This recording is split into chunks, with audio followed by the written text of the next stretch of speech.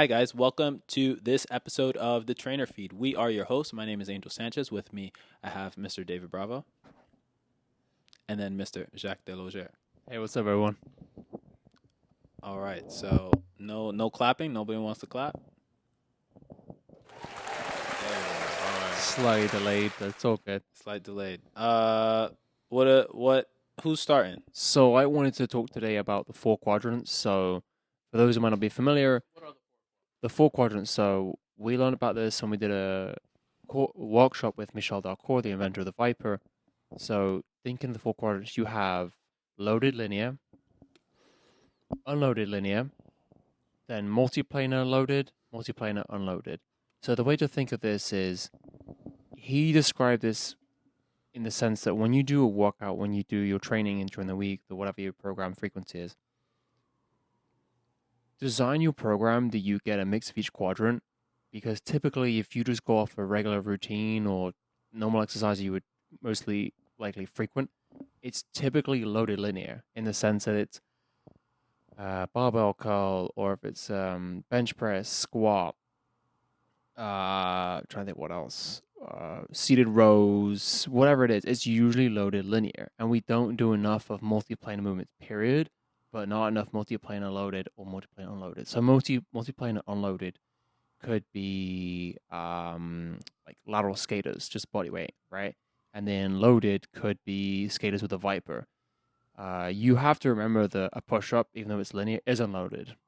Even if you feel you need to do the regress version, it's still unloaded. It's not an external load to the body. Same with a pull-up, it's still unloaded linear. So, but when he spoke about this, Angel was in the workshop with me, it really made you realize that we as humans spend the majority of our time working at the gym in loaded linear. And it's not efficient for life. It's too easy on the body. And the ability to explore and do the multiplanar loaded, whether that's rotational patterns with the Viper or the kettlebell, those are some great tools. But just really trying to broaden our spectrum of exercises. So that's what I really want to talk to you guys about today. I want to see what you're familiar with in that sense, what your programs look like when you get out of that loaded linear, for example. Let's go with that avenue first. What do you guys typically do? Think about that. In terms of unloaded linear? Let's talk about multiplanar and how you, because the majority of our program will probably be loaded linear. So how do you guys vary it up, go unloaded, unloaded, but multiplanar? Let's see. I think multiplanar would be. I don't know. It's you don't think off the bat because it's a little less common. What about you, Angel? We'll come back to you, David. What you saying? So you're saying what move? Yeah. What movement patterns do I do in my training that is unloaded multiplanar? Yeah, unloaded or loaded, but multiplanar. I think typically just like the warm-ups. So, I've been doing like some warm-up drills where it's like whether I'm prepping for like a run or something like that, where I'll do like hip circles or something, or I'll try to do like a straddle stretch with some rotation. So like straddle stretch, feet wide apart, trying to touch one foot, but then like rotating at the same time, like left to right and right to left. But mostly just in the warm up, not so much in the actual movements themselves. But I have been practicing a little bit more rotational work just because I think I put a lot of stuff towards my clients, and I know that they like doing it, but they don't like to do it on their own. And then I notice that I fall into those habits as well, where there are things that I would prefer, like I like to have done certain things, but I just don't do them that often. And I think rotational work is one of those things. And I think that falls into the unloaded multiplanar. What about David? I would say Back to you. included. Yeah, and the warm ups are unloaded multiplanar. You have like the world's greatest stretch.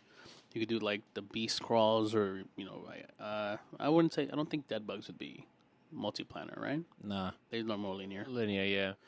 Yeah, so it'd be like Rolling beast over. crawls, lateral beast walks, or. You Animal Flow certified? No, I'm not. I'm not animal flow certified. What's the other one? Drum beat, heartbeat. Oh. Yeah, there we go. Yeah, so I think those types of unloaded works, but also I think sprinting, or like kind of doing like You play an unloaded cone- multiplanar cone sport. stuff, like the cone You- throws. Yeah, but Sprinting. what you play is unloaded multiplanar, I technically. guess. I mean, yeah. You're running different directions. You're constantly going with the flow of the game where it just goes from left to right in the pitch. That's not training though. It's not training, in You gotta fairness. That's keep the true to my sport the question. sport. Yeah, we could just scratch the surface when it comes to like talking about stuff like that. Yes, listen But, to I say too much. It's all good. No, but yeah, so I guess cone drills that if you do with clients, some drills where you have a client on one foot maybe, and having them reach forward for maybe like a balance type of work. Even trunk rotational patterns, we all do that with our clients. We forget that too. And I just think it's very interesting. Again, kind of what you were just saying, Angel and David, about outside your warm up. And I was thinking about my workout this morning as well. And yesterday, now I think about it, there weren't too many multiplanar. And I am following a program, but I think what's interesting is if you ever have the day in the week where you've crushed your workouts, the regular routines, and if there's a day, I had this for a while where one day my workouts was a bit of whatever I wanted. It wasn't too set with hitting a certain exercise or certain rep set. It was go with it, flow with it. Sometimes that was where I came to finding out exercise I would explore to then give my clients. So whether it was some form of lateral shift with a Viper and then to a squat, to a hinge, to a press, whatever it was, that's where I create my patterns and, kind of film and be like, all right, this is what we're going to do Monday with set client at 7 a.m., whatever it is. And that was the hour where I really did the most multiplanar. But talking about animal flow, that's really right now, if and when I do it too often, multiplanar. And it feels so good. To tell you the truth, whenever I've flown, I've traveled, animal flow is my go-to. One, because I don't need any equipment, but two, because it just feels good. Like it feels good everywhere, and it lets me gauge where I'm tighter or needing to show a little bit more love to those parts of my body. Right now it's my hip not feeling too good. I'm like, all right, but my scapula is feeling a little restricted right now. Get some crab reaches on the go. That's just, no one's perfect. But I just think when we think about it and we go into the gym, I mean, it's set up a certain way. You won't get any machine that's multiplanar. Even the cables. The cables are the closest to a machine you get to being multiplanar. Because you're pivoting if you do a wood shop or whatever. But How about like figure eights with the kettlebell? That'll be loaded multiplanar, yeah. Yeah, no, that's still good. And I also think about rotational swings of a kettlebell as well, rotating from side to side. I would consider that multiplanar. Yeah, I mean, this is a very wide library. It's just I don't know if you remember Angel, but I want to say Michelle, when he spoke about it, he just said a number of things, but he also suggested about the frequency of training. He said, right now, how many days a week are you training? And most people would say 5-6 days a week. And he said, okay, that's great, when most of us here are in our 20s and our 30s. But I think you want to say he's in his 40s or 50s. And he said, all right, when you get to your 40s, 50s, maybe 60s, that frequency might have to be more like 3-4 days. And he was really honing in on saying, okay, would you rather do 5-6 days a week for 10-15 years and then just not be able to do more than 1-2 days a week through injury or through overdoing it? And he really approached the subject of doing enough, 3 to 4 days, I believe he said, but being able to do that till long term. It's like the same sort of conversation I have with clients' nutrition.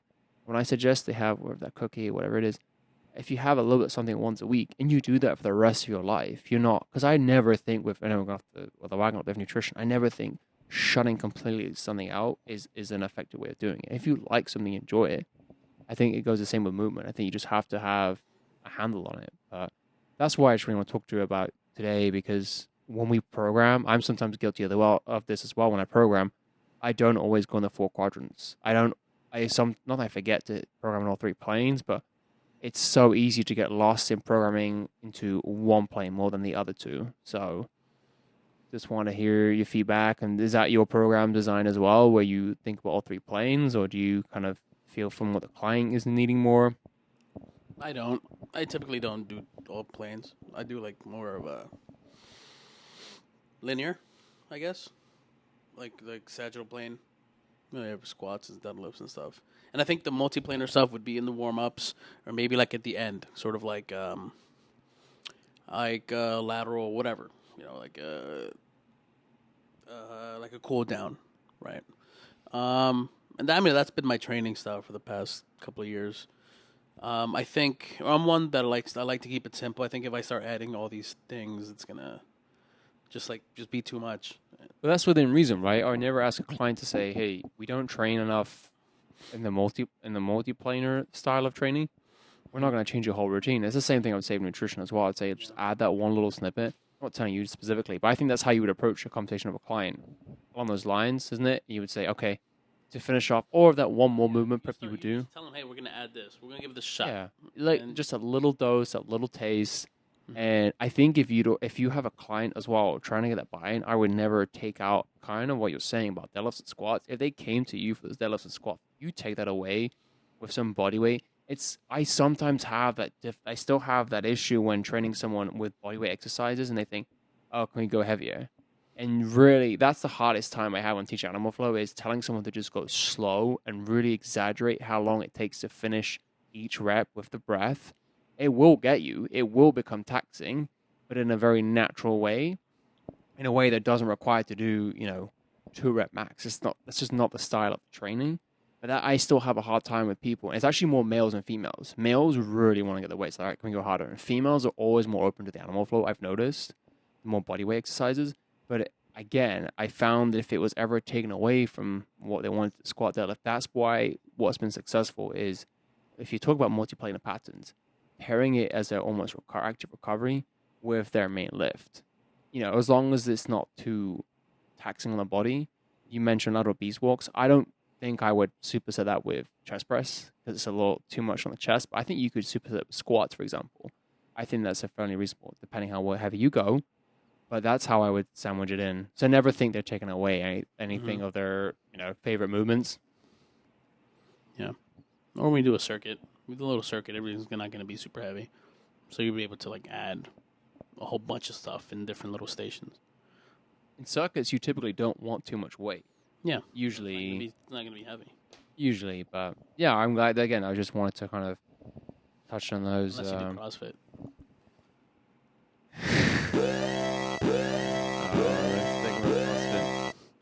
Yeah, well, CrossFit's not for everyone, but we won't go into this. You used to do CrossFit? I've done a little bit. I really enjoyed it. It was the closest thing it gave me that rush to rugby, that adrenaline. But sometimes the programming was a little aggressive, and I either wasn't at the level, I wasn't trained for it, and it was just a little much. I mean, I remember we watched Resurgence. I remember being in awe of how they could do all those exercises back to back to back and really excel in each one. Absolute machines. I mean, they're just trained different as well. They train in that fashion, but yeah. We need a movie. Whose turn is it for a movie? It's David's turn. Yeah, we could do Food Inc. Food Inc. Food Inc. Yeah, that'd be a good one to do. Cool. That'd be a good one. What's up? No, I just look at Jacques whenever I think about Food Inc. and stuff like that because he be posting all that stuff on IG.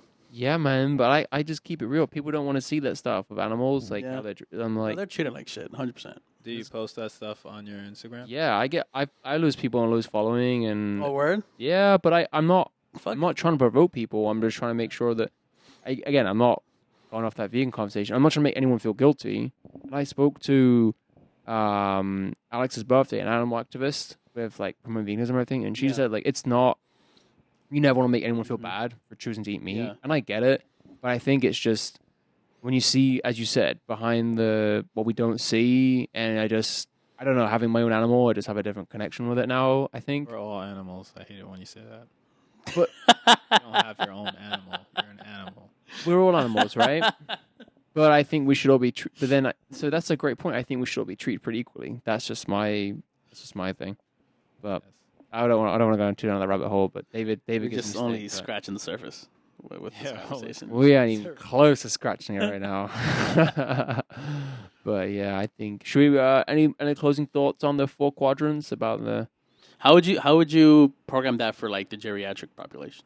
Oh, that's a great question. So I typically think that I really get the aha moment if there's a geriatric population and combining or giving them exercises that they can use in daily life. That's when Mhm. they can really see the value of it. I think such as thing, as being able to put their dog ball down without hurting their back. I've done that with clients before, and in the gym it might look a little silly. You're just, but no, it's you have to know how to do it, and it's kind of crazy when you deadlift with your client. You you have your client learn how to deadlift, and they go home and just round their back, and it's like, well, how about we just think about what we've learned at the gym, still hinge properly.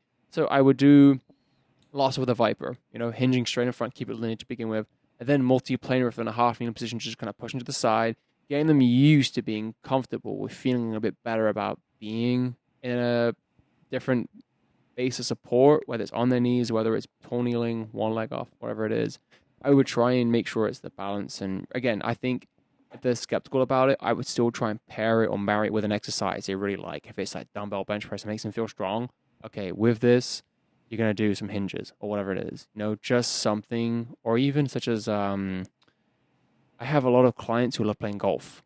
For them, if you can tell them they're going to get a better swing, which I believe they will with some Viper movements, that's usually a buy-in as well. Like, hey, this isn't going to be better at playing golf. Let's be more efficient at my swing. I think they get a buy-in to that as well. Again, I think it's with most clients. If they can see the tangible reason or feel it or understand it, that's where, okay, they always trust us, but sometimes, I don't know, maybe they don't trust me, but I think sometimes you need to show them the reason we're doing this is for this, because I mean, I'm sure some of our clients in the past, if they've had another trainer other than us, there's a possibility that they've had a trainer that just goes, we're doing this today just cause. Mhm. No rhyme or reason, just because it's, so if you can tell them, all right, the rhyme reason, I think clients have a lot more trust in you as well when you go, I don't know, I designed this specifically because you have the issue with the shoulder or your hip is bothering you, so we're doing this to help strengthen the muscles around your knee joint, whatever it Yeah. is. I just think there's a bit more power behind that. But yeah, Cool. wrap it up. Yeah. Alrighty. Thank you for listening on this episode of the Four Quadrants. We definitely want to shout out Roan, the training Yeah. feed, one word, but 15% off. Angel and David and I are all rocking our own today, so we're strong. But catch us in the next one. Find us on Instagram and YouTube. Please subscribe. Spotify also. Hope you guys have a good one. Thanks for listening. Bye. Bye.